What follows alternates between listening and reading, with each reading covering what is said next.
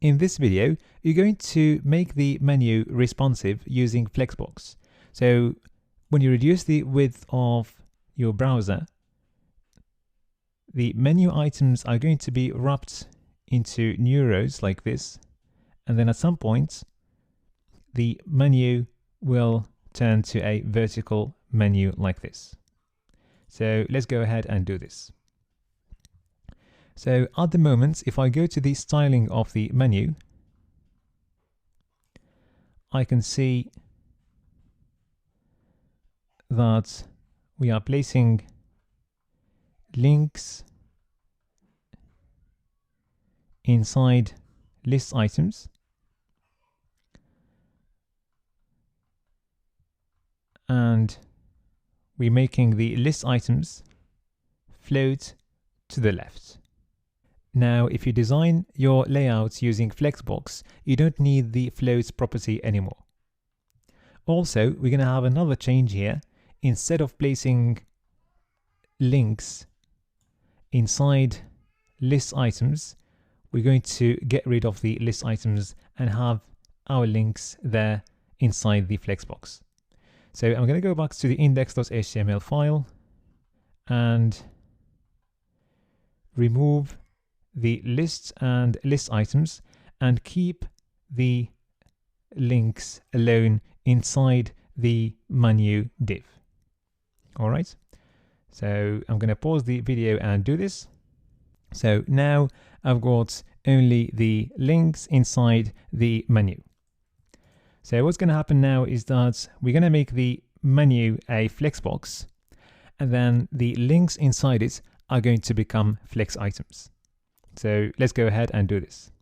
Now, I'm going to need also to remove anywhere selecting the list items. So instead of selecting the list items, we're just going to select the links directly. And we don't need to style the list anymore, as it doesn't exist.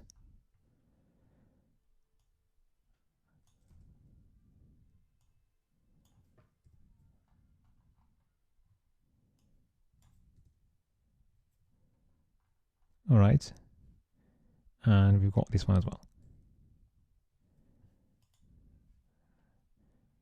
Now this is how our current layout looks like.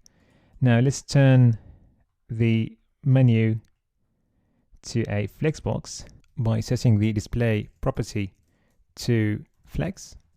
Also, since we need to wrap the flex items into a new row like this, we're going to need to set the flex wrap to wrap.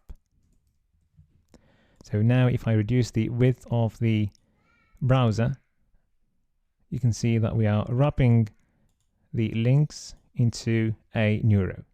Now, since we are using Flexbox, we don't need the float property anymore. So I'm going to remove that for the links, which are our flex items now. Now let's have a look at the final layout.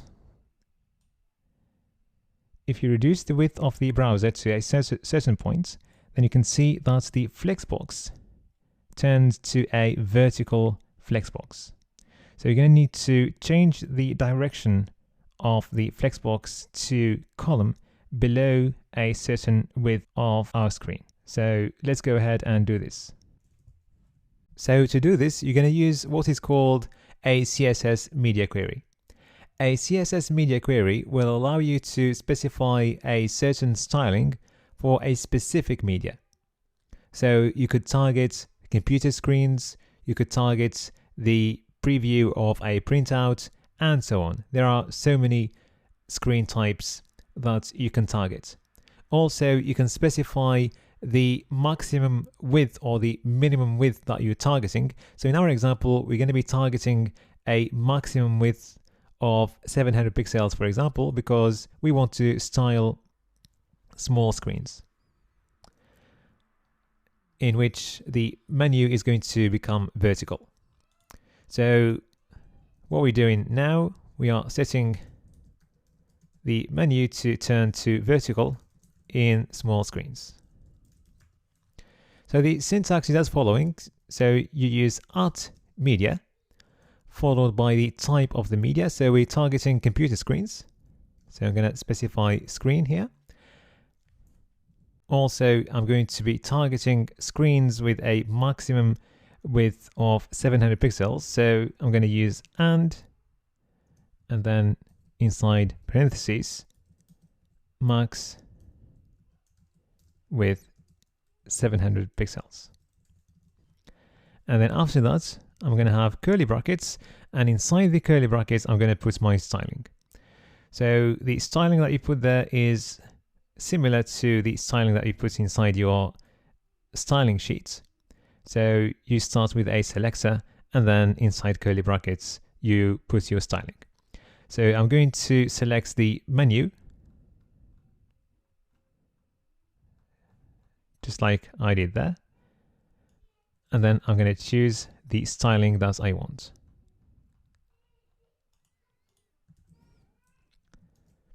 So basically what's going to change here is the flex direction, which I'm going to set to column. And we may add something else, but for now, let's just see how it looks like. So I'm going to reduce the width of the screen to 700. Let's refresh the page and see how it looks. So this is not exactly what we wanted, since we wanted a vertical menu like this. But if you check your code, you'll see that the height of the menu is set to 70 pixels, which means that the columns, when we switch to a column direction, they overflow to the right of the Flexbox. So this is actually a column direction, and each item is actually inside a column, but the height of the Flexbox means that these columns are actually overflowing to the right of the container. So all we need to do is get rid of the height property, and then you'll see that there is only one column now.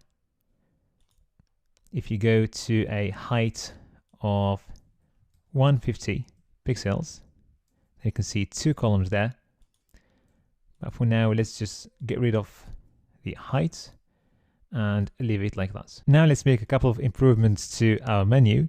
If you look at the final layout, you can see that the items inside the menu are censored horizontally. So we can do this easily by using the align content property, since we are using the column flex direction. So align content, which I'm going to set to center. Also, let's get rid of this border by selecting the links and going to the border right property. So let's go to the menu and then to the links inside it, and let's set border right to none. All right, now it looks like our menu is fully responsive.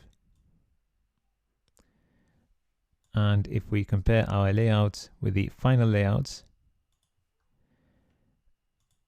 we can see a small difference in size, and we can rectify that by adding some padding to our menu. So let's go ahead and do this.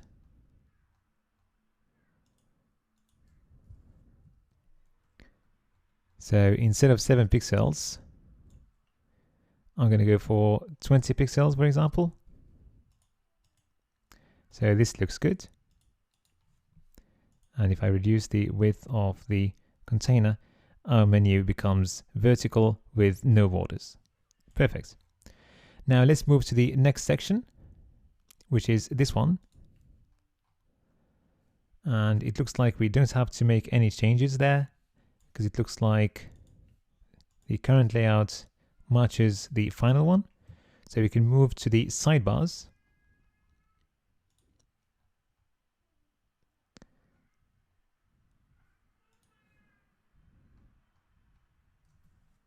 So in the final layout, you can see that the sidebars occupy roughly 50% of the width of the container. And if you reduce the width of the browser, at some point, they go one on top of the other. So we're going to need to do this using Flexbox, and that's what you're going to do in the next video.